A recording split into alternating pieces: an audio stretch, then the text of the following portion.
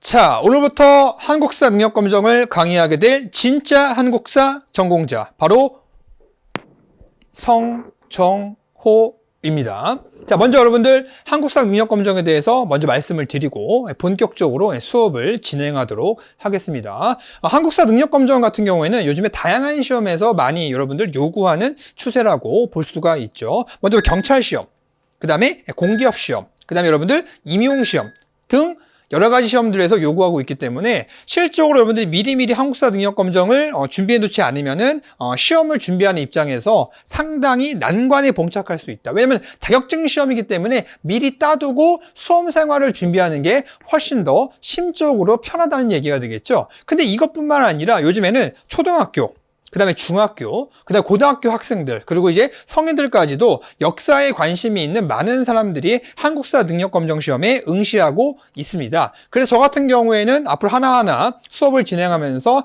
보다 좀 쉽게, 지루하지 않게, 따분하지 않게 수업을 진행해 보려고 합니다. 그래서 여러분들이 바로 제 강의를 들어야 되는 이유, 제 강의의 특징에 대해서 말씀을 드리고자 합니다. 먼저 그럼 1번 보시면요. 한국사 능력검정 강의에는 3대장이 있어요. 저 말고 두 분이 더 계시다는 얘기죠. 그분 수업을 들어도 좋습니다. 하지만 들으실 거면은 저를 포함한 그 두 분까지 해가지고 총 3명 중에 1명의 수업을 들어라. 왜? 유명한 강의의 수업을 들어야지만 빠른 고득점이 가능하다는 내용이 되겠습니다. 그래서 유명한 강의를 들어라. 두 번째, 바로 찐 한국사 전공자가 전하는 아주 구수한, 아주 감동이 있는 스토리텔링. 보다시피 여러분들 한국사 스토리텔링 탑, 제가 바로 한스탑이지 않습니까? 그리고 세 번째, 이해하기 쉬운 도식으로서 여러분들이 한국사를 공부하면서 암기해야 될 부분들, 힘들어야 되는 부분들, 그런 부분들을 쉬운 도식으로서 확실하게 암기의 부담을 제가 절감시켜드리도록 하겠습니다. 그래서 제 강의의 특징, 왜 제 수업을 들으셔야 되는지 아시겠죠? 자, 그럼 바로 여러분들 수업을 진행하도록 할 건데, 얼마 전에 여러분 아시다시피 한국사 능력검정 시험이 이제 개편이 됐어요. 그 내용 잠깐 먼저 말씀을 드리겠습니다. 개편된 거를 먼저 중점적으로 말씀을 좀 드리면은, 지금 이제 여러분들 이렇게 바뀌었죠? 예전에 여러분들 고급, 중급, 초급 이렇게 였지만 지금 같은 경우 여러분들 두 단계로 바뀌었어요. 바로 여러분들 심화와 뭐로 바뀌었다? 기본으로 바뀌었다. 그래서 심화 같은 경우는 여기 안에서 이제 여러분들 1급, 2급, 3급이 여기 포함되어 있고요. 그럼 나머지 이제 뭐가 될까요? 4급, 5급, 6급이 여기 기본이라고 하는 곳에 포함이 되어 있겠죠. 그럼 이제 점수를 어떻게 구분할 거냐? 당연히 취득 점수에 의해서 나눠지게 되겠죠. 여러분 그래서 이른바 80점 이상이면은 1급이 되겠고요. 그 다음에 이제 70점대, 71점부터 79점이 되면 여러분들 뭐가 되겠습니까? 바로 2급이 되겠고요. 이게 70점 아래가 되겠죠? 그러면은 60점대, 61점부터 69점까지가 바로 3급이 되겠고요. 기본 같은 문제는 똑같습니다. 4급은 80점 이상. 그 다음에 여러분들 5급은 70점대. 그 다음에 6급은 몇 점대? 바로 60점대가 되겠습니다. 그쵸? 네. 그래서 저희 강의 같은 경우는 여러분들 이 심화와 기본을 함께 준비하는 건데, 만약에 여러분들 한국사 능력검정을 지금부터 준비하는 수험생이다 또는 학생이다 라고 얘기를 했을 때 기본을 준비한다고 한다면은 그냥 심화 보세요. 왜냐면은 당연히 기본하고 여러분들 그 심화하고 기본의 내용 차이가 있겠죠. 난이도의 차이가 있겠죠. 여기는 오지선다거든요. 그러니까 밑에 보기가 5개란 얘기예요. 근데 여기 같은 거는 보기가 여러분들 4지선다예요. 그럼 이거부터가 난이도에 분명히 차이가 있다는 얘기인데요. 기왕 할 거면 조금 더 여러분들 한국사의 내용을 더 배워서 그 더 배운다는 내용이 그렇게 엄청 어렵거나 힘든 건 아니라는 얘기죠. 그렇죠? 네. 그래서 좀 더 깊은 내용을 배워서 심화를 준비해서 당당하게 높은 급수를 얻는 것이 여러분들한테는 훨씬 더 낫다. 왜냐면은 사실 뭐 마음은 여러분 그럴 수 있잖아요. 6급부터 해가지고 차근차근 가면 좋은데 처음부터 한 방에 딱 올라가는 것도 굉장히 좋은 방법 중에 하나가 되겠다. 그렇죠? 그래서 이렇게 개편됐다는 거. 기존 건 여러분들 당연히 기억하실 필요는 없고 바뀐 거니까. 그 다음에 이제 바뀐 부분에 대해서 심화와 기본인데 같이 준비하는 거다. 그래서 제가 쉬운 내용부터 한국사의 고급 지식까지, 그리고 한국사 능력 검정 시험에서 자주 나오는 내용까지 해서 제가 차근차근 또 재밌게 감동 있는 수업을 전해보도록 하겠습니다. 자, 그럼 페이지를 넘겨보시면 이른바 이제 컨텐츠라고 하는 목차가 우리 교재에 있습니다.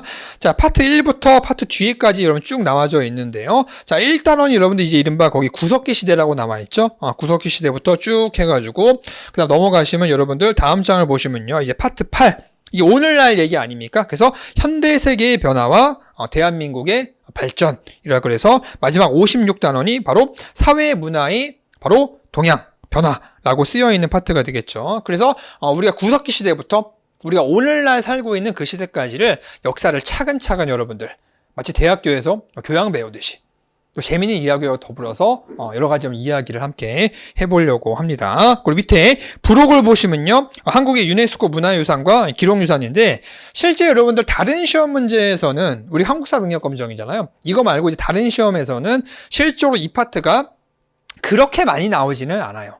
근데 우리가 준비하는 한국사 능력검정 같은 경우에는 그림 문제, 사진 문제 이런 것들이 나오기 때문에 실제 이걸 주어주고 나서 이 특징이 뭐냐, 이게 뭐와 연관되어 있는 거냐, 이런 것들을 물어보기 때문에 부록 1에 제가 추가를 해놨고요. 그 다음에 가끔씩 한국사 능력검정에서 출제가 되고 있는 우리나라의 세시 풍속 그런 것들. 그 다음에 이제 우리나라의 도성과 문화유산. 그래서 우리 경복궁이라든지 뭐 창덕궁이라든지 거기에 얽혀있는 여러 가지 이야기들과 함께 제가 수업을 진행해 보도록 하겠습니다. 자, 그렇게 여러분들 목차와 이른바 컨텐츠에 대해서 말씀을 드렸고요.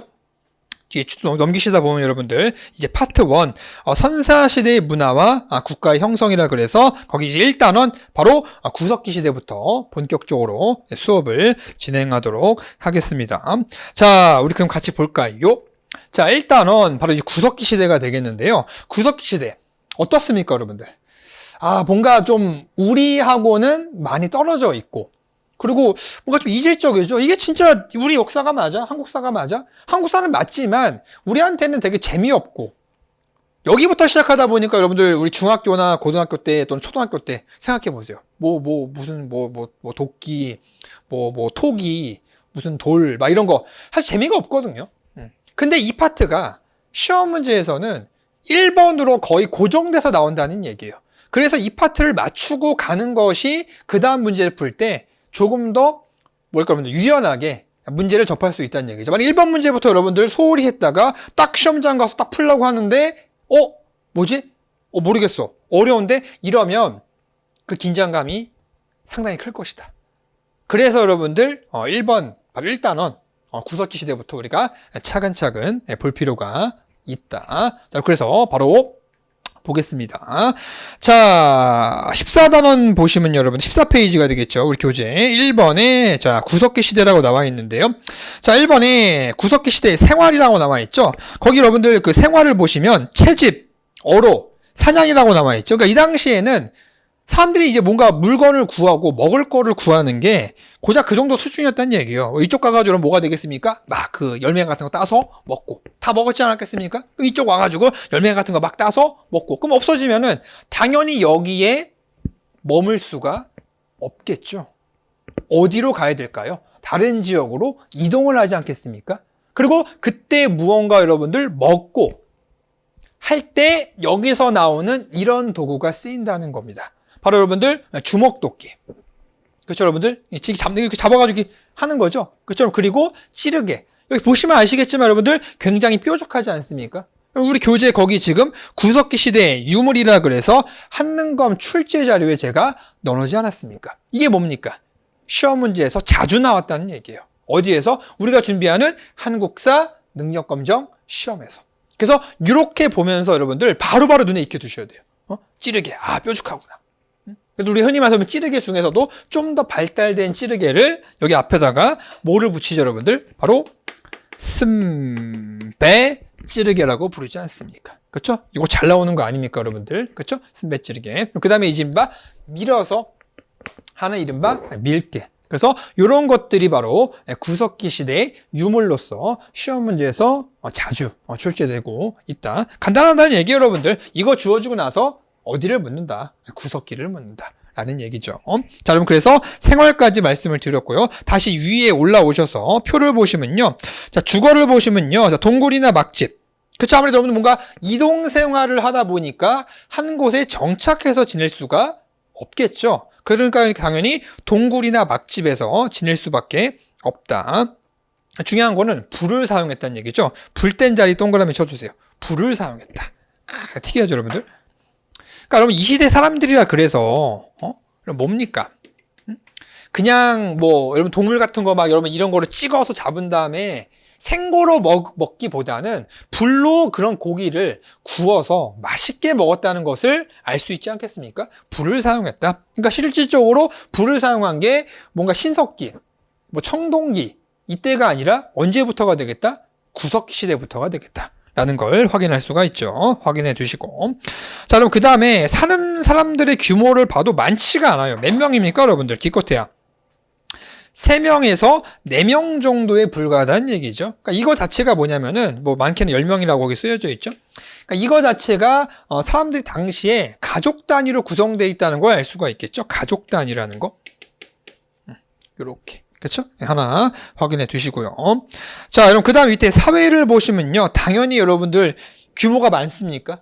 많지가 않죠. 기껏해야 10명이라는 얘기야. 그러면은 가족과 친인척이 결국 묶여있는 수준이라는 얘기인데, 그럼 여기서 왕이라든지 나이가 많고 나이가 적고 이런 걸 확인할 수 있지만 왕이라든지 뭐 계급이라든지 뭐 신분제라든지 이런 건 등장할 수가 없겠죠. 그러니까 당연히 무슨 사회가 되겠다?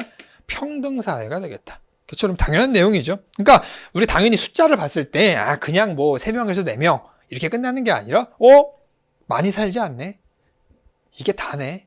그러니까 여기서 결국 리더는 뭔가 왕이나 그런 게 아니라 뭐가 되겠다? 나이가 많은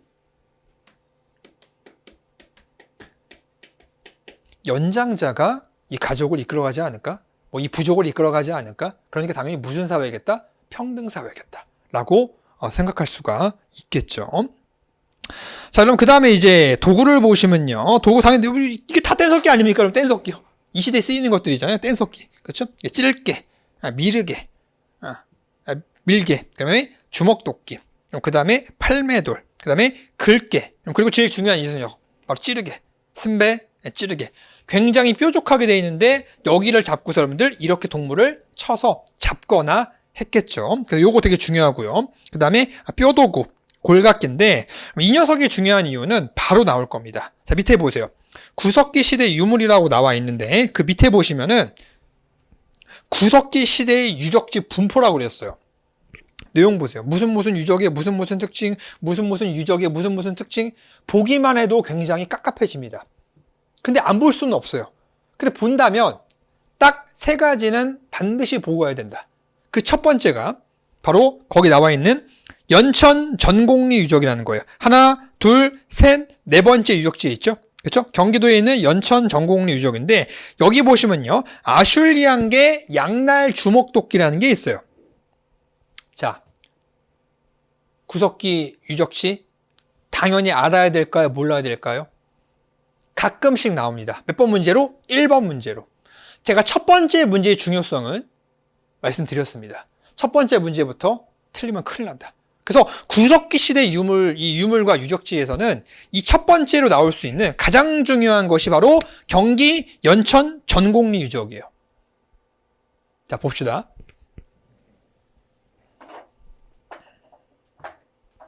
뭐라 써 있어요?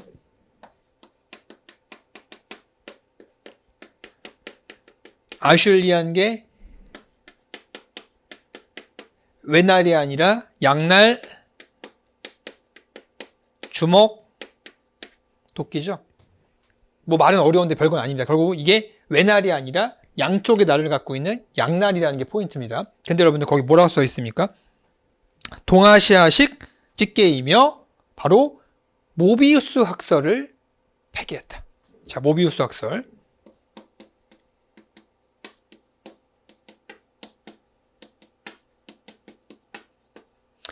자, 보세요. 이게 뭐냐면 이게 진짜 재수없는 학설이에요. 다른 뭐라고요? 재수없는 학설이라고요. 무지무지하게 재수없는 학설이에요. 자, 어떤 얘기냐? 여기서 그런 얘기를 합니다. 서양과 동양을 비교를 해요. 근데 서양이 오늘날에도 동양보다 앞서 있다. 그러니까 뭐 자기네들 우월의식이라고 생각할 수가 있겠죠. 근데 뭐 우월의식 갖는 거는 문제가 안 되죠. 왜? 피해만 안 끼치면 되니까. 근데 그 서양이 오늘날도 동양보다 앞서 있다고 얘기하는데 그것이 지금 보고 있는 이 선사시대, 이 구석기 시대에도 앞서 있다고 얘기하는 거예요. 그럼 중요한 거 여러분들 앞서 있다고 하면 뭘 내세우겠어요? 뭔가 증거가 있어야 되지 않겠습니까? 증거. 근데 눈에 이 양날도끼 있어? 서양이 얘기를 하는 거예요. 누구한테? 동양한테. 눈에 양날도끼 있어? 없잖아. 근데 우리는 어디는 서양은 이 구석기 시대부터 바로 뭐가 있어? 양날도끼가 있어. 눈에 없잖아. 근데 이게 중국, 일본, 기타 동양 국가에서도 양날도끼가 나온 적이 없어요. 근데 중국도 아니고 일본도 아니고 그 어느 나라도 아니고 바로 우리나라에서 아슐리안계 양날 주먹도끼가 나온 거예요. 그러면 서양이 동양보다 앞서 있다고 하는, 즉 양날도끼라고 하는 당시 구석기 최고의 신상, 최고의 아이템 딱 등장하면서 바로 서양이 동양보다 앞서 있다. 동양에서 양날도끼 없지 않아? 라고 얘기했던 정말 재수없는 학설. 이런 학설이 아직도 존재한다니. 말도 안 되는 얘기 아니겠습니까, 여러분들? 그렇죠? 바로 모비우스 학설이 어떻게 된 것이다? 그렇죠. 폐기된 것이다. 그래서 이 경기 연천 전곡리 유적이 정말 중요하다는 얘기예요. 딱 봐도 중요한 게 느껴지지 않습니까? 뭔가 우리나라의 쾌거 아닙니까? 세계사의 한 줄을 그은 그런 쾌거 아니겠습니까? 그렇죠? 근데 궁금한 게 여러분들 잘 생각해 보세요. 이거 어떻게 발견했을까요? 그렇죠? 아니 그냥 뭐가 하늘에서 뚝 하고 떨어진 건 아니지 않겠습니까? 그러면 이것을 어떻게 발견했는지를 우리가 알아야겠죠? 근데 되게 의외로 좀 뭐가 발굴 이런 느낌이 아니라 정말 의외로 발견이 돼요. 자, 이쪽 지역에서 근무하는 이제 미군이 있었어요. 미군이 이제 그 강이 있는데 그 강에 수영을 한 거죠. 수영을 하다가 이 사람이 잠수도 좀 했었나 봐요.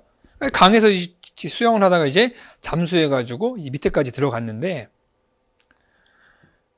엄청난 돌이 있는 거죠. 근데 또 강 밑이나 바다 밑에 돌이 있는 건 너무 당연하지 않습니까? 근데 이 사람이 그쪽 돌을 하나 집어서 딱 올라와서 딱 보니까 그 미군이 돌을 딱 보니까 이게 이상한 거야.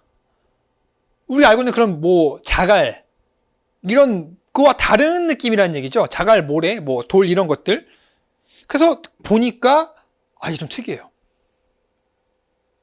이거 혹시 뭐 양날도끼 아니야?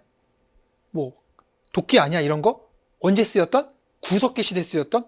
이런 거랑 촉이 온 거죠. 근데 이 촉이 온 것들은 웃기잖아요.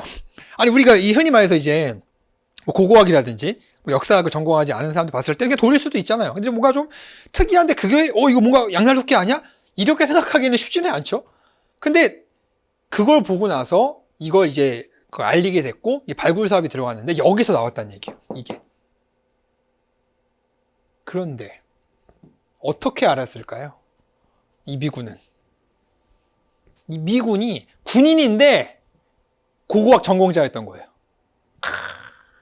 그러니까 알 수밖에 없는 거죠. 자기가 맨날 보던 게 그거였대. 제가 맨날 보는 게 역사 아닙니까? 딱 보면 연도 딱 나오는 것처럼. 그러니까 그것 때문에 이 미군 덕분에 알려지게 된 거죠. 바로 뭡니까 여러분들? 경기 연천 전곡리 유적. 아슐리안계 양날 주먹도끼가 출토된 굉장히 중요한 유적지가 되겠다. 그럼 보시면 어떻습니까? 나올 것 같죠? 그래서 알아두셔야 된다는 얘기예요. 시험 문제가 별개라도 우리가 여러분들 이렇게 우리나라에서 중요한 유적지가 있다는 거 하나 정도는 기억할 필요가 있지 않을까 하는 생각을 한번 해봅니다. 꼭 기억해 두시고요. 자, 밑줄 하나 칠까 여러분들? 모비우스 학설의 폐기가 되겠다. 자, 그러면 그 다음 밑에 여러분들 이제 공주 석장리 유적이 있는데요. 얘는 남한에서 최초로 발굴했다는 거기 때문에 의미가 있고요. 이 석장리라고 하는 것이 포인트가 될 것 같아요, 여러분들. 석장리. 써있잖아요, 여러분들. 석장리. 이게 무슨 말이에요? 돌이 무지하게 나왔다는 얘기예요. 돌이 엄청나게 나왔다는 얘기예요. 그래서 이른바 남한 최초의 발굴로 하나 기억해 두시면 되겠습니다. 자, 그 다음 페이지 보시면 여러분들, 자, 이제 두 번째에, 충북, 충청북도에, 청원 두루봉동굴이라고 있는데요. 이 충북 청원 두루봉동굴 같은 경우에는 인골이 발견됐어요. 이 어린아이의 미이라가 발견됐는데, 그 어린아이 미이라 한번 볼까요, 여러분들? 우리 교재에도 여러분들 거기 나와 있죠? 이른바 15페이지 오른쪽에 나와 있는데, 보세요. 흥수아입니다. 어디서 나온 것이다? 충북, 청원, 두루봉, 흥수굴 유적. 이른바 두루봉 동굴이라고 얘기를 많이 하는데 거기서 이 어린아이의 미이라가 나온 겁니다. 근데 여러분 신기하지 않습니까? 아니 이 아이의 미이라의 상태가 굉장히 잘 보존이 돼 있었어요. 그래서 그걸 복원한 거죠. 설마 실제로 이건 아니었겠죠? 복원한 거잖아요, 이렇게. 근데 이게 어떻게 나왔을까? 두 가지 이제 우리가 가질 수 있는 의문점이 있겠죠? 미이라가 굉장히 잘 보존이 됐어요. 여러분, 영화 미이라도 있지 않습니까? 어떤 느낌입니까? 이런 관 속에 이렇게 쫙 들어가지고 여러분들 막 이렇게 나와가지고 막 사람들 괴롭히고 막 이런 영화 있지 않습니까? 근데 우리나라에서는 미이라가 발견됐다고 하는 얘기를 사실상 듣기가 되게 어려워요. 근데 굉장히 미이라의 형태가 잘 보존된 것이 나왔다는 얘기죠. 첫 번째 의문점. 어떻게 된 거지? 두 번째. 이 미이라의 뼈 조각 성분을 좀 떼가지고, 이제 측정법에 의해서 한번 해보니까, 여기서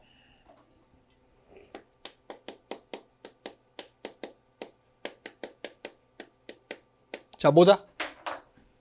저런 뭐다? 꽃가루 성분이 나왔다는 거. 이거 특이하지 않습니까, 여러분들? 바로 두 번째 의문점이 되겠는데요. 아니, 사람 안에서 꽃가루 성분? 여러분들, 우리 흔히 사람 몸에서 F2라고 하는 철. 그쵸? 우리 여러분 예전에 우리 고등학교 때 주기율표 이렇게 외우지 않았습니까? 뭐 그런 건 나오는 건 당연할 텐데, 아니, 꽃가루 성분이 나왔다? 이게 바로 우리가 가질 수 있는 두 번째 의문점이라는 얘기죠. 그럼 자, 저와 함께 같이 한번 풀어봅시다. 첫 번째 의문점부터. 어떻게 우리나라에서 잘 나오지 않는 미이라가 잘 보존이 된 채 나올 수 있었을까? 그거는 우리나라는 여러분들 미이라가 잘 나올 수 없는 흙이 많아요. 그걸 산성토라고 합니다.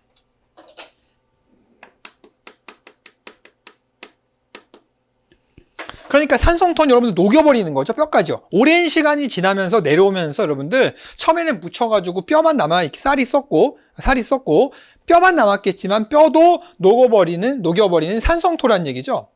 근데 여기는 염기성토, 알칼리성토가 많아요.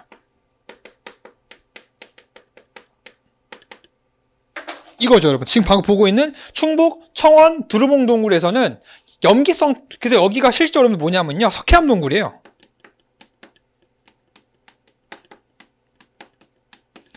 그러니까 오랜 시간이 지나면서 뼈까지 녹여버린 산성토가 아니라 다른 토양이라는 얘기예요, 여러분들. 그러니까 그 미이라가 잘 보존된 채 발견될 수 있다는 거. 다행한 일이죠. 그렇죠? 그리고 두 번째, 아까 의문점. 어떻게 꽃가루 성분이 나왔을까? 설마 이 아이가 그 당시에 먹고 살 게 없어서 배고파가지고 꽃을 먹었을까? 근데 꽃을 먹었다고 해서 여러분들 유액이 녹일 텐데 이게 꽃가루 성분이 나올 수 있을까요? 저는 그건 아니라고 봅니다. 이게 뭐냐면 어린아이잖아요. 느낌 오세요, 여러분들? 어린아이잖아요. 누가 발견됐다고요, 여러분들? 어린아이의 미이라가 발견이 됐다고요. 그럼 이 아이가 어른으로 크지 못한 채 안타깝게도 죽은 거죠. 생각해 보세요.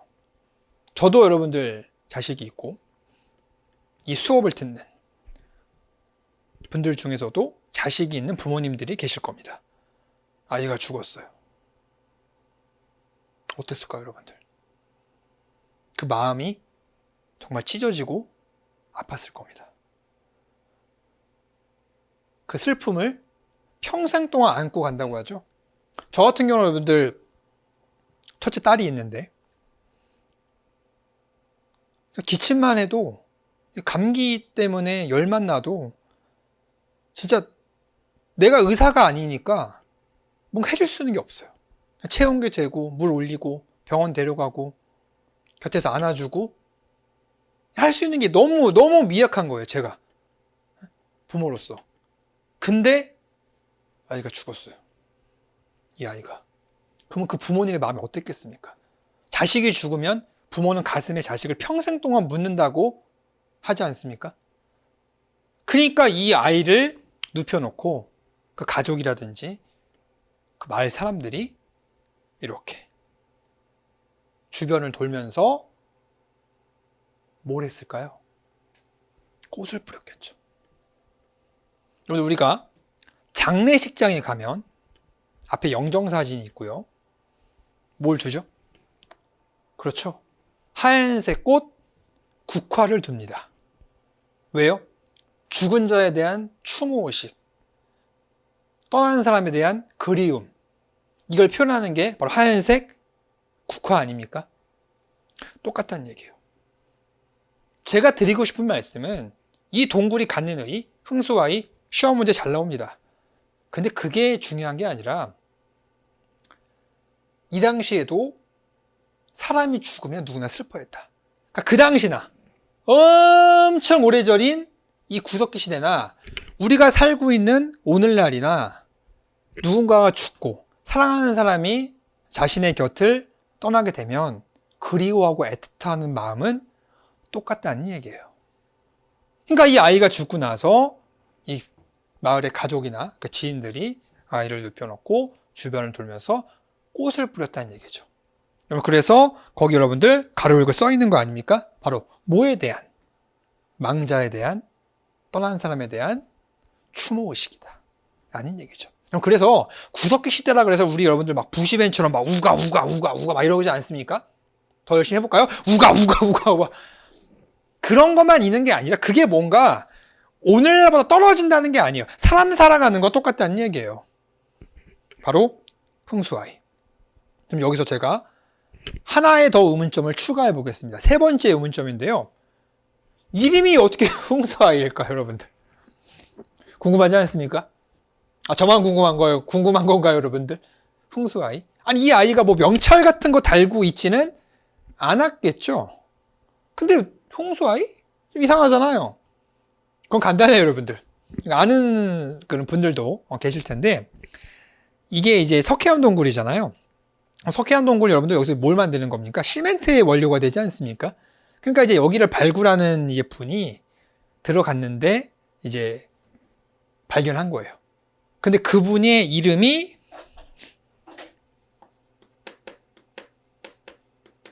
네, 그렇습니다. 김흥수 씨입니다. 그러니까 이제 자기 이름을 따가지고 이제 흥수 아이라고 했던 거죠. 근데 여러분, 저는 요거는 조금 좀 다른 생각인데, 만약에 제가 어디 가다가 뭐 미랄 발견했는데 정호 아이라고 붙일 것 같지는 않거든요. 근데 어쨌거나 이분은 자기 이름을 따서 흥수 아이라고 붙였다. 그 시대에도 우리가 오늘날 살아가는 것과 똑같이 바로 망자에 대한 추모 의식이 존재했다. 라면 그래서 실제로 세 가지가 그럼 제일 중요한 유적지예요. 방금 얘기했던 여러분들 바로 아슐리안계 양날 주먹도끼가 나왔던 모비우스 학살, 그렇죠? 폐기됐던 경기 연천 전곡 유적. 그 다음에 남한 최초의 발굴이라고 하는 바로 뭐가 되겠다? 충남이죠. 공주 석장리 유적. 그 다음에 제가 자세하게 세 가지 의문점을 들면서 말씀을 드렸던 바로 충북 청원 두루봉 동굴, 바로 흥수아이가 발견된 그 유적지. 세 가지가 실적으로 구석기 3대장 유적지라고 보시면 됩니다. 그래서 시험 문제에서 자주 나오고 있기 때문에 시험 문제뿐만 아니어도 여러분들이 한번 이런 유적지가 있대, 우리 한번 다음에 한번 가보는 건 어떨까 라는 것도 한번 생각해 보면 좋겠습니다. 그래서 그렇게 신석기를 마무리 짓겠고요. 신석기란다. 구석기를 마무리 짓겠고, 그 밑에 여러분들 15페이지 밑에 보시면요. 이게 2단원 중석기 문화가 있지 않습니까? 중석기 문화 같은 경우에는 사실상 시험 문제에서 나오기가 조금 애매하긴 해요. 왜냐면은 명확히 우리나라에서 중석기 유적지가 명확히 이게 딱 그거라고 보기가 아직은 조금 애매하거든요. 물론 조금씩 나오고 있긴 하지만. 그래서 실적으로 그 중석기라고 하는 시대는 외국에서 들어온 개념이기도 해요. 외국은 중석기 문화가 명확히 보여준 유적지들이 많이 있거든요. 근데 아직 우리나라는 조금 애매하기 때문에 그냥 시기 정도만. 그렇죠? 밑줄 하나 칠까요? 빙하기가 끝나고 간빙기가 시작될 무렵에 구석기 시대에서 밑줄 신석기 시대로 넘어가는 바로 그 중간 과도기적 단계다. 그래서 오른쪽 그림 보시면요, 뭐 잔석기와 덧무늬 토기 이런 것들이 등장을 하고 있고, 그리고 세 번째 유물 보시면요, 유물에서 이음 도구가 사용되었다. 그래서 이제 돌, 나무 이거를 이렇게 이어서 끈으로 엮어서 여러분들 돌이 있으면 돌 짧게 뭔가 크지가 않으니까 잡기가 애매하겠죠? 그러니까 여러분들 우리가 아까 봤던 것처럼 이렇게 돌이 있으면 돌 밑에다가 나무를 이렇게 해서 끈으로 연결시키는 거예요. 그러면은 나무를 들고 돌 뾰족한 걸 이렇게 창으로 쓸 수가 있겠죠? 그런 식의 도구를 이어서 썼다 그래서 이음 도구라고 하는 건데, 그런 도구가 바로 이 중석기 때 사용되었다 라고 알아두시면 되겠습니다. 자, 그래서 이번 시간 여러분들 우리가 다양한 구석기 시대 때 특징과 재미있는 구석기의 유적지와 더불어서 이야기를 살펴봤고요. 바로 여러분들 세 번째 신석기 시대로 넘어가도록 하겠습니다.